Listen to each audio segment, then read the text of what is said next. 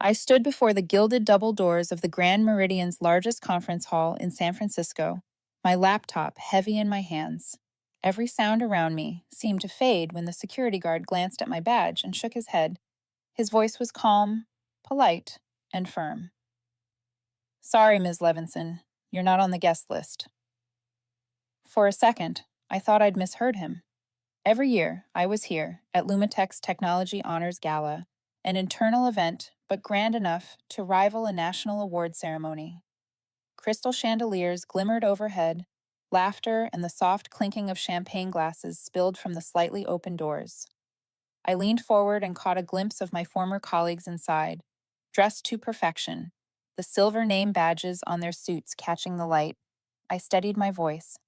"I've worked here for 3 years. There must be some mistake." The guard frowned and checked the list again. "Only those on the list can enter. I'm just following orders." A familiar voice came from behind him. "What's going on here?" Victor Hale appeared in a tailored black suit, deep blue tie matching the company logo. His smile was easy, the kind people wear when they've just closed $1 million deal. "Maya," he said, nodding at me before turning to the guard. "It's fine. I'll take it from here." I waited for an explanation, a reason, maybe even a forced apology. Instead, Victor crossed his arms and looked at me with the kind of pity that stings more than anger. "We already have too many people tonight," he said. "This event is reserved for our official representatives." I frowned. "I designed the core framework of eLens. I spent over 6 months on it." Victor smiled, almost kindly. "And the company's grateful for that. But tonight's about public image, you understand? We need to project something new, younger, more in tune with our investors." I looked past him toward the stage. The backdrop glowed with bold white text. "Innovation of the Year, eLens Framework," presented by Eleanor Park. Standing nearby was a familiar silhouette, Eleanor, the new intern from Yale, the investor's niece. Her hair neatly pinned, eyes bright with confidence, the pale blue gown hugging her elegant frame. I remembered the first time I met her 3 months ago. She'd been polite, curious, eager to learn. I hadn't seen it coming. I'd shared demo slides, early prototypes, a few ideas about refining nonverbal language analysis. I thought I was helping a young woman passionate about technology.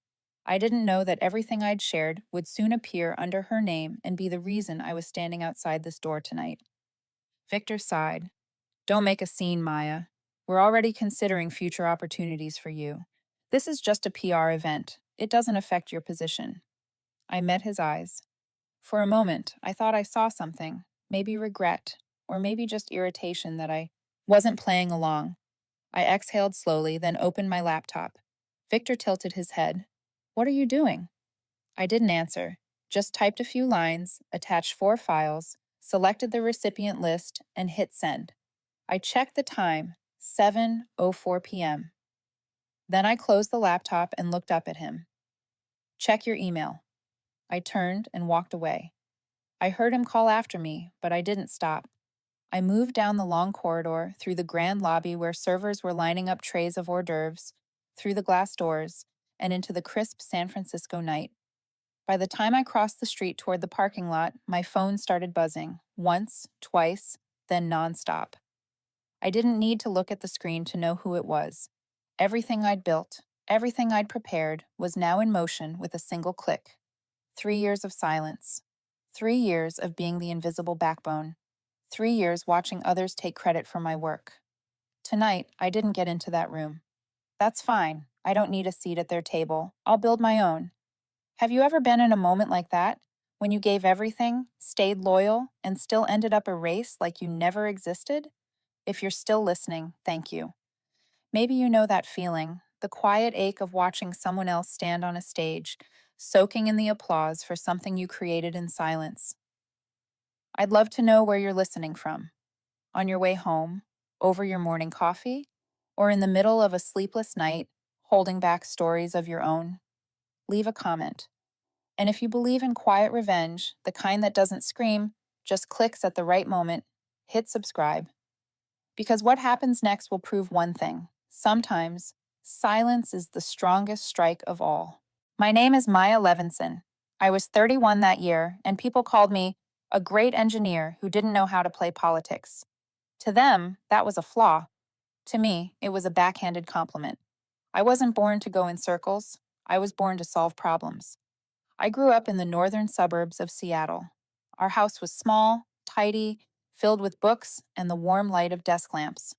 My father had been a software engineer at a major tech company until the day he was fired for reporting that his manager had stolen his idea. After that, he opened a tiny computer repair shop in our garage, and my mother, a math teacher, became the family's main source of income. Both of them taught me that logic and integrity were the greatest assets I could ever own. I believed that. Believed it so deeply it bordered on naivete. I graduated from MIT with dual degrees in computer science and behavioral psychology. My thesis focused on how AI could analyze facial expressions and micro gestures to predict human behavior. Those ideas led me to Lumatech, a young but ambitious startup trying to merge artificial intelligence with behavioral science to optimize e-commerce experiences. When I joined, Lumatech had fewer than 50 employees and occupied the second floor of an old brick building in the Mission District. No lounge, no private elevator, but something far more valuable. The air was thick with invention and fire. In those early months, I felt I belonged. I worked through the night, ate cold burritos, and listened to debates about product design that stretched until 2 in the morning. Then Victor Hale arrived. He was hired as product director just as the company was trying to evolve from a pack of gifted engineers into a business with a story investors could buy into. Victor had everything I didn't: a camera ready smile, the ability to pitch without slides, and a contact list full of people who wrote 6-figure checks. He'd already been through 3 startups, 2 of which had been acquired at enviable valuations. Every time he walked into a room, people turned. I'd never met anyone like him. At first, I was impressed. He stopped by my desk one June afternoon after reading an internal memo I'd written on body language analytics. "Maya," he said, "do you realize you're sitting on a gold mine? You need someone who can turn this into something investors understand in 2 minutes. I can do that." So we started working together. I handled the technical side: data analysis, code, system architecture. Victor turned dry logic into a story that sparkled. "Imagine walking into an online store," he said, "and with just a tilt of your head, the system knows you're unsure. eLens will give you the right product, at the right moment, in the right way." I thought it was a rare harmony between engineering and strategy. I was wrong. The first warning came during a fall investor meeting. I wasn't invited, but someone in the room later told me Victor had presented his new idea, integrating AI with behavioral analytics. My research: 6 months of work, not a single mention of my name, not even a credit line on a slide. I confronted him in the break room. "You didn't mention me," I said, keeping my voice even. Victor smiled and patted my shoulder like I was a well-meaning cousin. "Maya, ideas are just one small piece. What investors remember is who's telling the story. Don't worry. When it all succeeds, your name will be in the product documentation." I wanted to believe him. Wanted to believe it was just a temporary oversight. So I said nothing. That was the first time I stayed silent. And my first mistake. The pattern repeated for months. I built the framework. He packaged it. I proposed new methods. He presented them to investors. When I raised concerns with HR, they said the same rehearsed line: "All work produced during company hours belongs to Lumatech. As for credit, that's an internal team matter." Bit by bit, I became the ghost behind every major breakthrough. Each time I saw a demo labeled under someone else's name, knowing I had written every line of its core code, I felt myself disappearing, slowly, painfully, from my own work. Still, I stayed. Still, I worked. I told myself that as long as the results spoke for themselves, recognition would come eventually. I was wrong again. 6 months before the award gala, I started a new project, a complete re-architecture of the old algorithm. It was faster, sharper, capable of predicting behavior in real time based on both expression and tone. I hadn't named it yet. but in my head, I called it neurolattice, a cognitive neural mesh. I didn't tell anyone. I didn't save it on the company's servers or send it through internal mail. I built it on my personal laptop during weekends at a corner cafe that knew me by name. I wasn't naive anymore, and I wasn't afraid of losing something I never truly had. About a week after I finished the first demo of Neurolattice, I got an invite to an after-work party at Slate and Pine, the bar Lumitech liked for its post-shift gatherings. I don't usually enjoy nights like that, but I went that evening, not to mingle, but to watch. Lumitech was changing. The company was swelling, fueled by millions from venture funds, and I could see the pattern. People like me, quiet engineers who lived inside solutions, were being pushed out of the center. That center now belonged to people like Eleanor Park. Eleanor was the perfect product of a calculated hiring play. She was the investor's niece, a name already mentioned in a Forbes Under 30 piece about shaping next-gen UX. To me, she was the one who asked the difference between convolutional and recurrent neural networks in week 2 of her internship. I sat at the bar, ordered a gin and tonic, and picked a seat tucked enough to avoid small talk, yet close enough to hear what mattered. About an hour later, Victor arrived with Eleanor. They either didn't see me or decided I wasn't worth the notice. They took a corner table a few yards away. The place was loud, indie rock turned just high enough to make everyone speak up. I have a skill that not many know about, a leftover from studying nonverbal behavior. I read lips. I sipped my drink, pretended to scroll, and watched. "Good work," Victor said, his smile half the familiar charm. "Your pitch to Redwood Capital blew them away. They called you a leader." Eleanor shrugged. "They think that framework is mine," she said. Victor let out a small laugh that had an edge. "As long as they invest, who you are does not matter." "Don't worry, Maya is not the type to speak up," he said. A chill ran through me. Eleanor hesitated. "I don't feel right about it. I only polish the interface. The core is Maya's. If this leaks—" Victor cut her off and leaned forward. "Listen to me," he said. "This is not about who did what. This is about who looks like they did it. You are young, bright, and well-connected. You were chosen. Maya is what everyone expects a good engineer to be. Skilled does not equal chosen." Silence followed. Then Victor raised his glass and clinked with Eleanor. "Welcome to the center of the game," he said. I do not remember how long I sat there after that. When I left the bar, my hands were shaking with anger. I was used to having my work taken. What cut deeper was the way they treated it as a legitimate tactic, cold and unapologetic. That was the moment everything cleared. There was no one behind me at that company. No rules mattered except whatever could be hidden or rationalized. If I wanted what was mine back, I could not play on their board. I had to make a new board. I went home and reopened the Neuro Lattice design. That night, I wrote nearly 2,000 lines of code. More important, I created a folder on my personal laptop and named it Rebuild. In that folder, I began to document everything, a timeline of ideas I had submitted internally and then watched disappear. Emails between Victor and me about technical solutions, never made public. My personal Git commits, where I had developed modules before pushing to the company repo, screenshots, memos, call logs. I did not do this for revenge. I did it for a simpler reason. If I wanted to rebuild everything, I needed the facts. And if one day someone asked me to prove authorship, I would have an answer, clear and detailed enough to be indisputable. Over the next week, I began reaching out to old colleagues, engineers, who had left Lumitech because they were supposedly not a fit with company strategy. I met some at coffee meetups, called others. Their stories echoed mine. Hard work, valuable creations, then sidelined when the product succeeded. One of them, Dorian, used to lead the UI team. He told me Eleanor had asked him to rewrite a visual mapping routine that I had proposed in an internal doc.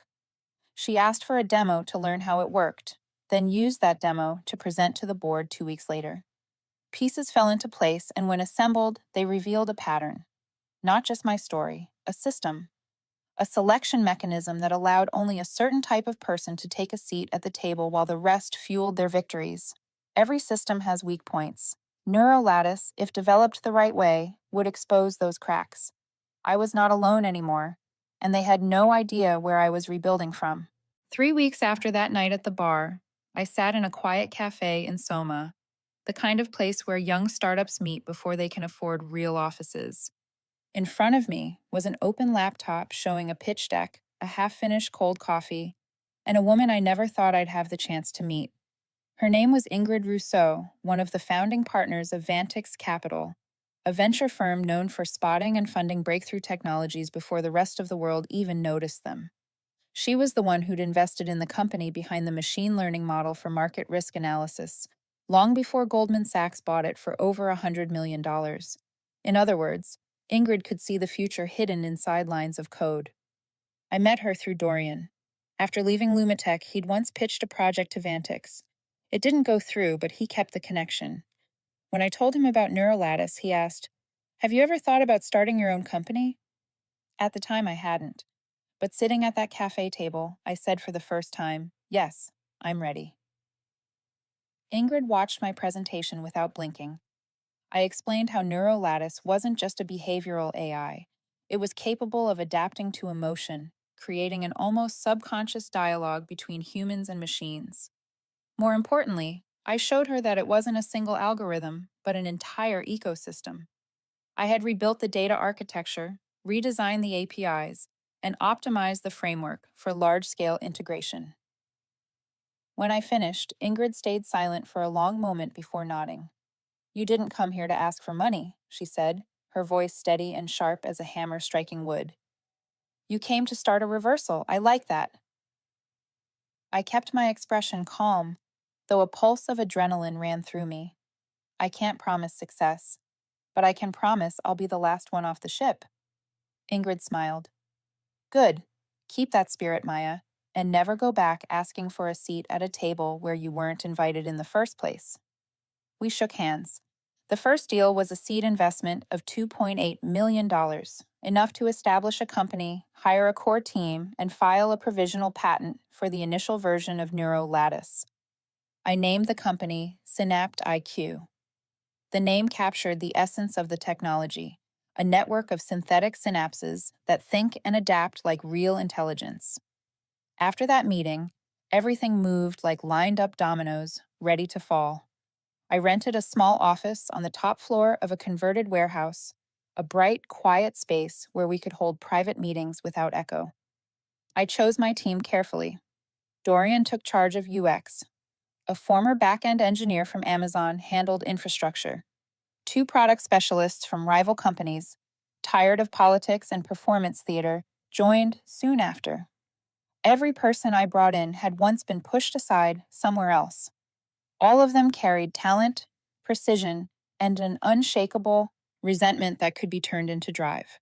We made no announcements, no website, no LinkedIn, no startup registry. We operated like a shadow company, developing in silence, invisible to the outside world. I still went to Lumitech every morning, sitting at my old desk as if nothing had changed. But inside me, 2 realities were running in parallel, one that was already dead and one that was just beginning to breathe. That Thursday afternoon, Victor held a team meeting to announce Eleanor's promotion to head of product experience. She gave a short speech about Lumitech's new vision while everyone smiled and clapped. I clapped too, but my eyes stayed on the slide behind her. One section described almost word for word the concept of emotional interaction I had outlined in my demo file over a year ago. They hadn't just stolen my work, they were redefining it, without me. The following week, I filed the patent for Neurolattice. I chose the submission date to match Lumitech's internal awards ceremony, the one I'd once hoped my team would win. This time, I didn't care who got the trophy. I had moved beyond the need for their validation. In parallel, I began reaching out to potential clients. Through old contacts, I connected with 3 mid-sized e-commerce companies that had once used Lumitech's services, but complained that the platform felt soulless. I gave them access to a Neurolattice demo. The results exceeded every expectation. In all 3 tests, conversion rates rose by more than 30% compared to the existing system. One client said, "We thought AI could only classify, Now it actually understands our customers. I didn't sign any contracts. It was still early, but I knew I had something Lumitech could never build, not just an algorithm, but belief. Belief that technology isn't only about selling more, it's about creating genuine connection between people and the world they move through, and I would never let them steal that again. A month after filing the patent for NeuroLattice, I received an email from Lumitech's HR department. Subject line: Staff allocation for annual event and nominations for the Technology Innovation Award. I knew that ceremony. It was always held at the Fremont Plaza Hotel. Logos everywhere, cameras flashing, champagne speeches about vision and collaboration. The year before, I'd been on the short list for nomination, then removed at the last minute without explanation. This year, I expected nothing. The meeting took place on the 8th floor, more crowded than usual. Victor sat at the head of the table, glowing with confidence. Eleanor was smiling the way people do when they already know the outcome. I picked a seat near the end, quietly taking notes in my worn blue notebook, the same one I'd used to sketch ideas back when I still believed effort was enough. Victor began with his usual string of praise: user growth, integration efficiency, quarterly gains. Every achievement he mentioned tied back to the platform I'd helped build quietly in the background, though my name was nowhere in sight. Then came the announcement for the Technology Innovation Award. Eleanor Park, Victor said, his voice rich with pride, for her critical contribution to reshaping user experience through emotional interfaces and proactive behavior prediction. Applause filled the room. Eleanor gave a modest nod, the kind that looks humble enough to disarm envy. No one there thought she didn't deserve it. I stayed silent. I wasn't surprised. I wasn't even hurt. It felt like watching an old play with the same cast, except this time I was sitting in the audience instead of behind the curtain. And I knew the ending would be different. Victor wrapped up with logistics for the event. Each department could send only 3 representatives. Our technical team will be represented by Eleanor, Mark, and Ravi, he said, then turned toward me with a smile that was polite enough to sting. Maya, I know you've contributed a lot, but seats are limited. I hope you understand. I nodded. I understand. I'll stay at the office and work. For a few seconds, the room went still. No one spoke up, no one defended me. And in that silence, I finally understood. I never had a seat here, not at this event, not in their idea of who mattered. The ceremony took place Saturday night at Fremont Plaza, as always. I didn't go, but I made sure I was still present, in my own way. That afternoon, while everyone was getting their makeup done and steaming their suits, I sent an email. Recipients: the entire Lumitech executive board, including the CEO, legal department, HR, and several major investors. Subject: technical summary and patent ownership. Concerning behavioral platform, urgent. The attachments included the provisional patent documents for NeuroLattice filed under my name and Synapt IQ, a timeline proving I'd developed the algorithm independently, off company hours, without using corporate resources. A list of 7 potential clients who had signed NDAs with Synapt IQ, confirming interest in the product. A clear statement: any platform replicating or incorporating structures from NeuroLattice would face immediate legal action. Once the message was sent, I shut down my laptop, stood up, and walked out without looking back. That evening, I sat in a small Mexican diner on the edge of the city, ordered enchiladas, and reviewed the final design files. At 8:17 p.m., the moment Victor was likely stepping on stage to announce Eleanor's award, my phone started vibrating. The first message came from Lumitech's legal director. We need to talk. Then Victor. What did you just do? Then Eleanor. Maya, can we please talk? I didn't reply. I just looked at the screen, smiled faintly, and went back to eating. The next morning, I didn't go to Lumitech. Instead, I went to the Synaptic office, the one with my name etched in small letters on the glass door. The team was already there. Dorian placed a laptop on the table, showing an email from one of our potential clients. We're ready to move forward with the pilot contract under the agreed terms. I nodded. Sign it, it's time. We spent the entire day finalizing paperwork, sending out updates for the demo platform, and confirming legal coverage with our IP attorney. It didn't feel like victory. It felt like breathing with my own lungs for the first time. That afternoon, as sunlight poured through the small office windows, I realized something. I might not have stood on their stage, but I had built one of my own, and this time the seat at the center of the table belonged to me. 3 days after I sent that email during the award night, my phone wouldn't stop vibrating. The caller wasn't someone from legal, as I'd expected. It was someone far less likely, Vincent Hale, the senior executive director. He rarely dealt with the engineering floor, let alone came down to it. He said he wanted to meet in person to discuss the overall situation and clear up some misunderstandings. I agreed, but not at Lumitech's headquarters. Instead, I chose a neutral co-working space in the Mission District, somewhere I knew the security cameras ran constantly and the lease was under my company's name. No more gray zones, no more off-record deals. Vincent arrived on time. Gray suit, no tie, eyes sharp, but shadowed from sleepless nights. He still carried that controlled coldness, the kind that measured every move in terms of cost and benefit. "We don't want this to escalate," he began, his voice calm but clipped. "Your email has complicated things."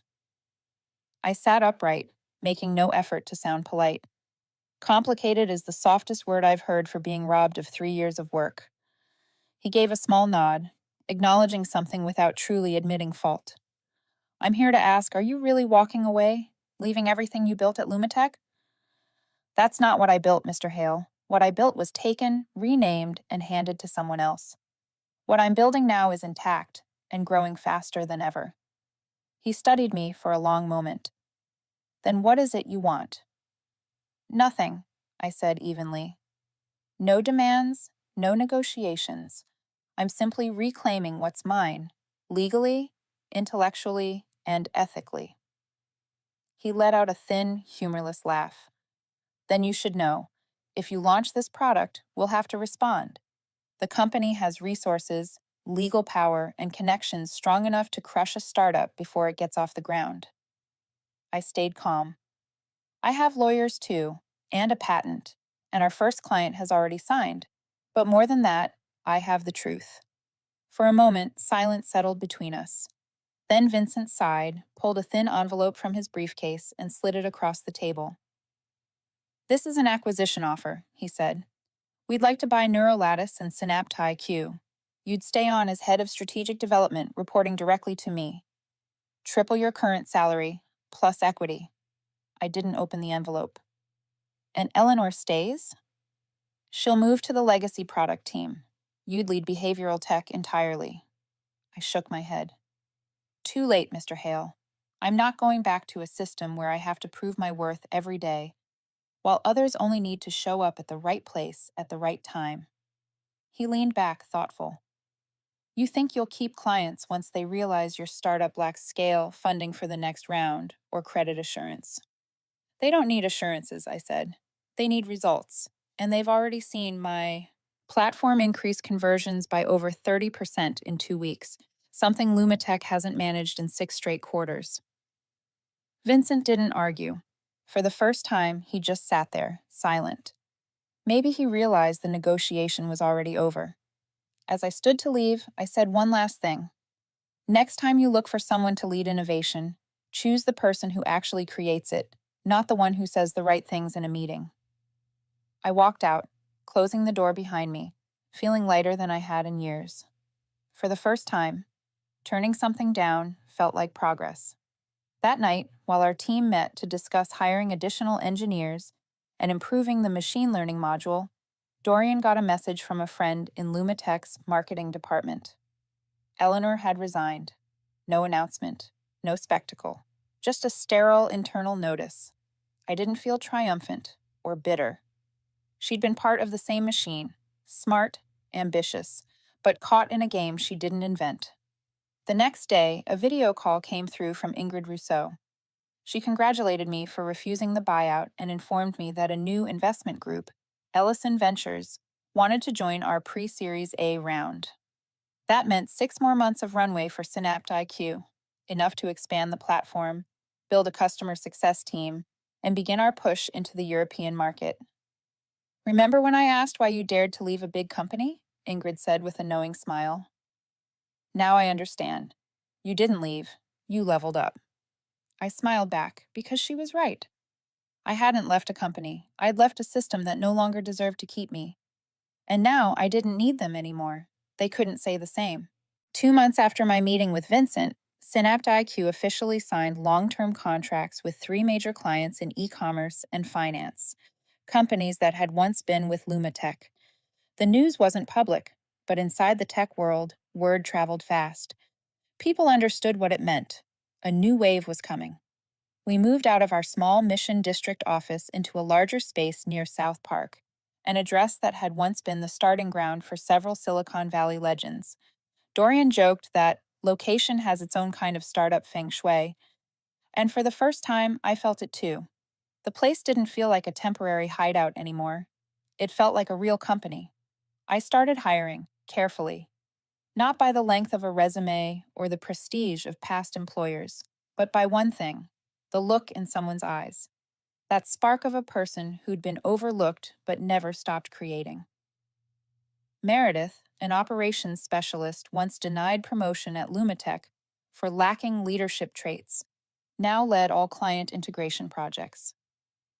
Ravi, a former software engineer who left Lumatech after his product was outsourced to a cheaper overseas team, became head of SynaptIQ's core systems group. Each of them carried a story, a fragment of everything the old system had wasted. Work wasn't easy. Some nights I slept at the office. One week, a critical data bug nearly crashed our demo. The client threatened to cancel the trial. We fixed it in 48 hours, sent a patch and a full technical breakdown. Not only did they stay, they asked to expand the partnership to 2 new modules. Dorian came to me holding a printed client email. You realize, he said, if this had happened at Lumatech, they would have dumped the blame on the whole team. Here, it became part of our learning curve. I nodded. That was exactly what I wanted to build, a company that wasn't afraid of mistakes, only of refusing to correct them. By month 3, we held a private demo for a small group of potential investors. No flashy stage, no glossy brochures, just a whiteboard, handwritten flow maps, and a live prototype. After the demo, one investor, Karen Dubois, a former IBM engineer, looked at me and said, "There's no shortage of behavioral AI startups, but people like you, who understand both the system and the human side, are rare." 3 days later, SynaptIQ received pre-Series A offers totaling $6 million from 3 different funds. We chose Karen's, and right when I thought the storm had passed, Lumatech made its move. On a Monday morning, while we were discussing our expansion into Canada, I got an email from legal. Lumatech had filed an intellectual property infringement notice. They claimed SynaptIQ was using algorithmic structures substantially similar to those developed at Lumatech and demanded we shut down Neural Lattice within 10 days or face legal action. I wasn't shocked. I'd expected it for months. Still, it felt like someone trying to break the wings I'd just learned to use. We held an emergency meeting with our lawyers, engineering leads, and investor representatives. After 2 hours of dissecting every line of the claim, our attorney stood up and said firmly, "You have nothing to worry about. Legally, you've done everything right." Still, I stayed cautious. I drafted a formal response attaching full documentation, development logs, device history, patent records, and, most ironically, a copy of an old internal email from Lumatech's own legal advisor, who had once dismissed my proposal as lacking commercial potential. 3 days later, my phone rang with an unfamiliar number. The caller ID read, Preston Wade, Chairman, Lumatech Board. A man who rarely appeared in public, let alone reached out directly. "Ms. Levinson," he said, his voice calm and low. "I'd like to talk." For a second, I didn't speak. This wasn't middle management anymore. This was the man at the very top. I nodded, even though he couldn't see me. "We underestimated you," he continued, "and perhaps our entire system did. You did something few people ever dare to do, Walk away from the table and build your own. I said nothing. I waited. Then he added quietly, "You may not need us anymore, but the company is on the edge." There was something different in his tone now. No threat, no strategy, just acknowledgement, maybe even respect. And in that moment, I understood. They were no longer attacking. They were trying to negotiate, but this wasn't their board anymore. Not this time, not ever again. I met Preston Wade a week after that call in a discreet office on the 42nd floor of a downtown financial tower.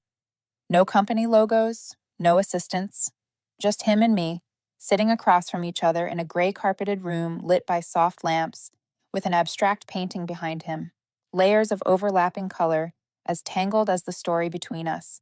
Many layers, many sides, nothing simple.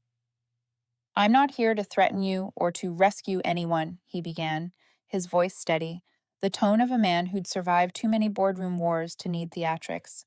"I asked you here because if you keep going the way you're going, Lumatech won't be able to compete within 6 months. You know that." I didn't deny it. Synapt IQ's latest build of Neurolattice was already running pilot programs in 3 countries. Our platform wasn't just faster, it was learning faster, thanks to the reinforcement learning module Ravi had developed and the adaptive feedback system Meredith had designed. Lumatech, weighed down by layers of management and constant turnover, couldn't catch up if they tried. "You can maintain your pace," Preston went on, "but to scale globally, you'll need more than funding. You'll need legal infrastructure, international compliance, deployment networks, things that, whether anyone likes it or not, are still in our hands." I studied him. This was a negotiation, but not like Vincent's. No condescension, no attempt to dominate. He spoke like a man addressing an equal, an opponent, not a subordinate. "And what do you want in return?" I asked. "Nothing major," he said, a faint smile at the corner of his mouth. "We'd like to acquire 35% of Synapt IQ. No operational interference, no rebranding, just a strategic stake." I sat silent for a few seconds. On paper, it was tempting. 35% at our current valuation meant enough capital to open 2 international offices, double our staff, and accelerate rollout for the next 6 months. But I knew better. Money is never just money. It always comes with strings, some written, some invisible. "I need time," I said. Preston nodded. "I won't push. You've already won a major round, Maya. I just hope you're thinking about the long game." When I stepped out of the building, a light rain had started. Each drop against my shoulder felt like a reminder. In this world, every victory has a cost. That evening, I met with the leadership team and told them everything. Every word, no embellishment. Dorian spoke first. "This is what they do. When they can't outrun you, they buy you." Ravi tapped his fingers against the table. "But without new capital, our growth speed will cap out. Competitors are already watching us." Meredith stayed quiet for a while, then looked straight at me. "The real question is, what do we want to become? A startup that flashes and fades, or a company that endures because it kept its core intact?" Didn't answer right away. Not because I didn't know, but because I wanted all of us to answer that together. 3 days later, I returned to the 42nd floor. Preston was standing by the window, looking down at Wall Street like a general surveying a battlefield. "I'm not here to sign," I said. "I'm here to thank you." He turned, one eyebrow slightly raised, as if he'd seen it coming. "I thought about it carefully," I said, "and I realized what I'm building isn't just technology. It's a new way of working, a model where every voice matters, where people aren't buried under titles and politics." I placed a document on the table, the new Synapt IQ charter we'd rewritten over the past 3 days. "We're opening a Series A round, strategic investors only, but with limits. No one can own more than 15%, and no one gets a board seat." Preston smiled faintly. "You're smart. Most people come here asking for money. Very few come here to protect their power." "I didn't come to ask," I said. "I came to make it clear. This world doesn't have just one table. And those of us who were once pushed away are building a new one. You're welcome to sit with us, not to lead, but to listen. He was silent for a few seconds, then extended his hand. I won't invest, at least not yet, but I'll be watching you, closely. When I left the office, a strange calm filled me, not because I'd turned down a lucrative deal, but because I hadn't traded myself to get it. A week later, Synaptic announced its Series A raise under the new charter. Within 3 days, we received more than 20 investment offers, including from 3 funds that had once rejected me back at Lumitech. We chose 2 partners, not because they offered the most money, but because they understood what we were building. We weren't looking for an exit, we were opening a path. And the same people who once shut us out were now standing outside, watching, waiting to see if this new table could stand. But I already knew. It wasn't just standing, it was growing. Every single day. Because it was built by the very people they once called the extras. A year after the night I was told to wait outside the door, I stood on stage as the keynote speaker at the largest behavioral technology conference in the country, held in Seattle. I didn't wear a suit. I chose a dark green sweater, the same shade as the walls at SynaptIQ's office, because I wanted to represent what we'd built, not what I'd walked away from. From the stage, I looked out at hundreds of faces: investors, researchers, industry leaders, and among them, a few people I used to work with, including Eleanor. She was sitting in the third row. She looked different now. The arrogance in her eyes had softened into something else, something that looked a lot like growth. I began my talk with a familiar line, this time with a quiet smile. "You can wait outside." A murmur rippled through the audience. I let it settle before I continued. That was what someone once told me a year ago, when I stood outside a room where I thought I'd finally be recognized. But instead of waiting, I opened another door. And today, I'm not here to talk about revenge. I'm here to talk about building. I told my story, not to embellish, not to accuse. I never mentioned Lumitech by name, never said Eleanor or Vincent, because I'd learned that when you tell a story truthfully, people will recognize themselves in it, and they'll know exactly where they stand. I spoke about how we'd redesigned more than a platform. We'd redesigned a way of working, a company where every member owned a piece of what they built, where mistakes weren't punished, they were studied, where ideas didn't have to fight each other to survive. When I ended with the words, "The most powerful seat isn't the one someone gives you, it's the one you build with the people who believe in you," the room rose to its feet. 3 days later, I received an email from Eleanor. No excuses, no long explanations, just one sentence. "I was wrong. I don't know where it all began, but I know I stood on the wrong side. If you ever need help, even just someone to listen, I'm here." I didn't reply right away. I saved the message, not as a reminder of victory, but as proof that people can change if they're brave enough to admit they were wrong. That same week, Synapti closed a partnership with a European firm, our first step toward expansion in Berlin. We now had over 50 full-time employees from 8 different countries, speaking 12 different languages, all sharing one: trust. I still arrived at the office first every morning. I walked the floor, checked in with the engineers, listened to the UX team's new ideas, and sometimes just made coffee with Dorian. We weren't the ones who left the old game anymore. We'd become the ones designing the new one. One quiet Saturday evening, I stood on our rooftop terrace overlooking the city. Across the river, I could see Lumitech's building. The lights were still on, still busy, but I felt no bitterness, no anger, just a nod to the past that taught me sometimes you have to leave to truly grow. I remembered the night I'd walked away from that award ceremony. The echo of that sent email still heavy in my chest. Back then, I had no idea what would come next. I only knew that if I didn't act, I'd stay the same, forever waiting outside. And now, I want to say this, not just for me, but for anyone listening. If you've ever been pushed away from the table, told you're not ready, not connected, not enough, remember this: you don't need their invitation. Build your own table, and one day, the same people who turned you away will ask for a seat. Just believe that what you're building matters. and keep building. We started with an email. Now we're rewriting the entire framework. And that table, the one I once dreamed of sitting at, is right here in this office. Not reserved for me, but for everyone who was ever told, you can wait outside.